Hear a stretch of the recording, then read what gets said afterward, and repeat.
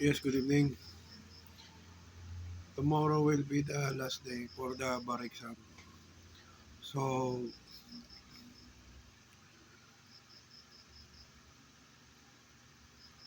obviously, the bar exam for tomorrow is criminal law, remedial law, and legal ethics. So, let's have some possible questions that uh, will come out for tomorrow's bar exam. So, here, I prepared three problems just to refresh. Maybe you are tired already to read and just want to hear, then this is very helpful. So here, for criminal law, we have kidnapping. Ano, it is, yeah, it's kidnapping.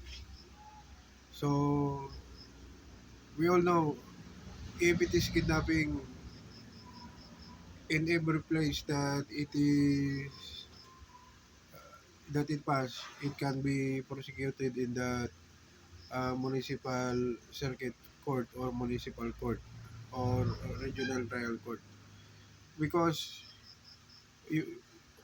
you can kidnap from, let's say, from you kidnap a person from Mindanao, let's say from Jinsan, then you kidnap him or her going to Manila. So it's RTC. So here we have Pinal Barito, 4 years old, was kidnapped by Culpa Roque. The tricycle driver engaged by her parents to drive her to and from school every day. Culpa Roque wrote a ransom note dem- demanding that Pinal Barito parents pay him 500,000 pesos ransom in exchange for her liberty. However, before the ransom note could be received by Pinal Barito's parents, Culpa Roque hideout was discovered by the police. Pinal Barito was rescued while Culpa Roque was arrested. The prosecutor considered that the ransom note was never received by Pinal Barito parents and filed a case of impossible crime to commit kidnapping against Enrique. Is the prosecutor correct? If he is not correct, can he instead file a case of grave coercion? So here, suggested answer, the prosecutor is not correct. There is no impossible crime to commit kidnapping. First, an impossible crime applies only to crimes against persons and crimes against property, under Title 8 and 10 of the RPC respectively.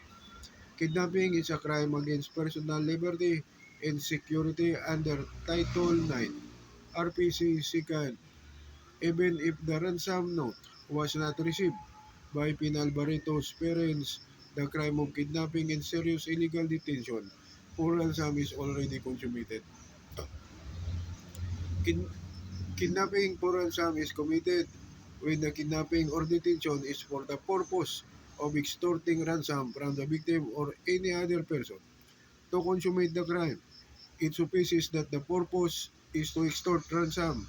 It is not necessary that the ransom note be received or that ransom be paid. The prosecutor cannot file a case of grave coercion because the crime committed, as explained above, is kidnapping for ransom. So, that's it. So, if you have Association of Law Students or Philippine Association of Law Schools, it doesn't matter. So you have law school, we have law school. You are law student, we are law student also. So hierarchy martial and Javier Amparo are residents of Barangay 69, Municipality of Tibuli, South Cotabato. Hierarchy martial owes Habeas Amparo the amount of 50,000 pesos due to non-payment.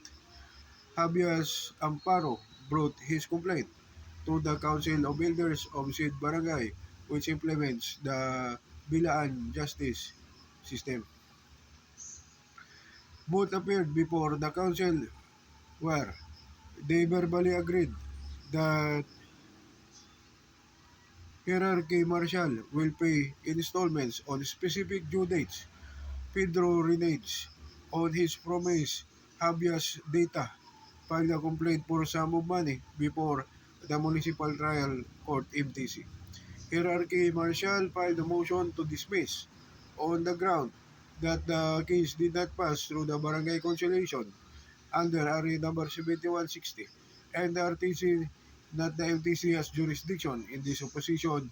Habeas Amparo argued that the intervention of the Council of Elders is substantial compliance with the requirement of RA number 7160.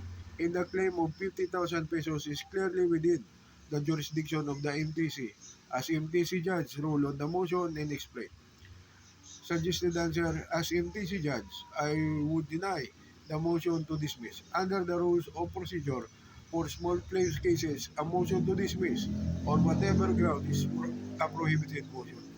Here, the complaint falls under the coverage of the rules of procedure for small claims cases since the claim for sum of money did not exceed 100,000 pesos.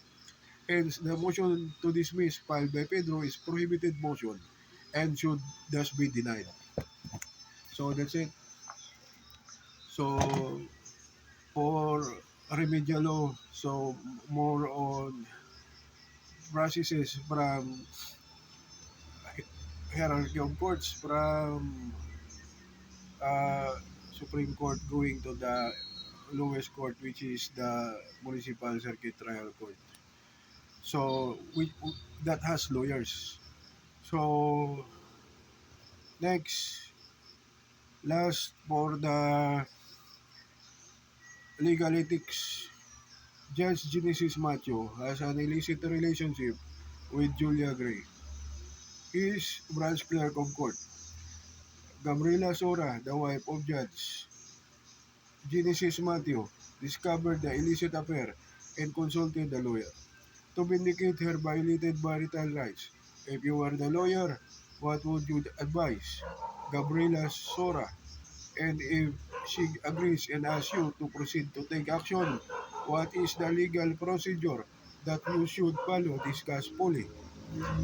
Answer, I will advise her to file an administrative case against Judge Genesis Matthew with the Supreme Court because he failed to live up to the standards of morality imposed upon him as judge. The Code of Judicial Conduct mandates that a judge should be the embodiment of competence, integrity, and independence. He should be so behave at all times as to promote public confidence in the integrity and impartiality of the judiciary and avoid impropriety and the appearance of impropriety in all activities. His personal behavior, not only while in the performance of official duties, but also outside the court, must be beyond reproach. If he is, as he so aptly is perceived to be, the visible personification of law and justice. So, Marquez et al.